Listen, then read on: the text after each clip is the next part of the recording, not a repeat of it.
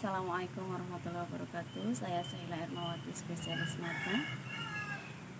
Pada kesempatan kali ini saya memperkenalkan diri. Saya saat ini bekerja sebagai dokter spesialis mata di Rumah Sakit Islam Bainu Bening, kemudian di Rumah Sakit RSU Sarilah Husada Sragen, Rumah Sakit PKU Solo, dan sebagai dosen dari Fakultas Kedokteran Universitas Muhammadiyah Surakarta. Pada kesempatan kali ini saya ingin menyampaikan tentang kiat sehat di saat Ramadan. Sebagai seorang muslim, Ramadan kali ini memang berbeda ya dengan Ramadan di tahun-tahun sebelumnya, walaupun sama dengan tahun kemarin. Kita masih di masa pandemi walaupun sudah mulai memasuki new normal. Yang pertama, kiat sehatnya yaitu cukup air, karena air itu penting sekali. Manajemen air ini sangat penting pada saat kita berpuasa. Jadi kebutuhan orang rata-rata sehari itu adalah 2 liter. Kita usahakan walaupun kita di malam hari makan dan minumnya tetap 2 liter itu cukup. Misalkan kita bisa berbuka dengan yang manis dulu, kemudian air putihnya 1 gelas ya. Bagaimana caranya dari kita berbuka sampai dengan sahur itu 2 liter itu tercukupi. Kita mau ke masjid minum 1 gelas dulu, misalkan 1 gelas belimbing itu 250 cc. Jadi kalau di total plus minus itu sekitar 8 gelas air putih. Sebaiknya kita penuhi ya air di dalam tubuh kita, cukup pasokannya. Kemudian yang kedua yang perlu kita perhatikan adalah cukup kalori. Jadi kalori ini bisa didapatkan dari yang manis plus dari karbohidrat. Nah, karbohidrat itu bisa berupa nasi, bisa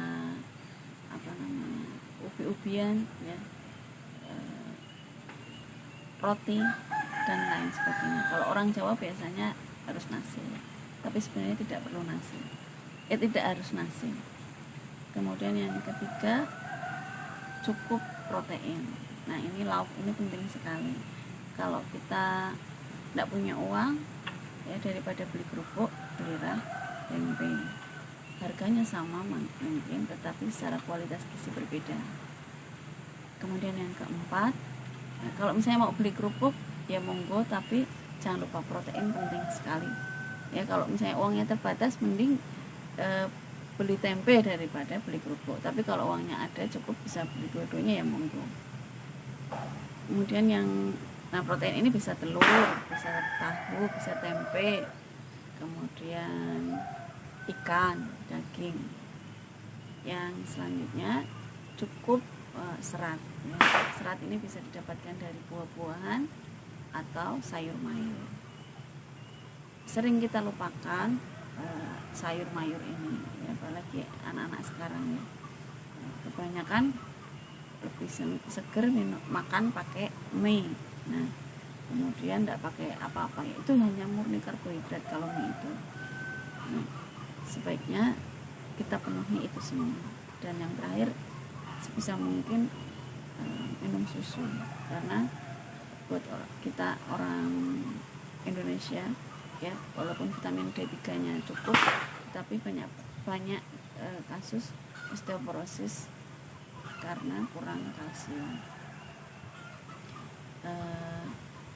Terakhir ya, selain pola makan yang baik, olahraga harus diperhatikan. Olahraga ini bisa sesuai dengan hobi kita ya, sesuai dengan kemampuan kita. Tetapi jangan over ya, nanti malah kita kelelahan kemudian ingin berbuka. Demikian tips sehat dari saya. Sekali lagi, satu lagi masih lupa saya. Kendalikan emosi, walaupun itu mungkin tidak terlalu berhubungan dengan kesehatan, tapi sebenarnya sangat menjadi dasar. Karena kalau kita marah, kita sedih berlebihan, ya itu akan membuat pola makan kita akan terganggu. Kemudian pusat hipokampus di otak kita juga akan terganggu, ya, sehingga kelenjar-kelenjar di tubuh kita akan terganggu. Nah, pengendalian marah ini cukup penting, ya. Pengendalian emosi ini cukup penting, menjadi dasar untuk semua hal tadi di atas, ya. Kalau nggak punya uang, bersyukurlah. Kalau punya uang, berterima kasihlah. Bersyukur dan berterima kasih itu menjadi hal yang sangat penting dalam hal ini. Mungkin dari saya itu saja. Terima kasih. Mohon maaf apabila ada kekurangan. Assalamualaikum warahmatullahi wabarakatuh.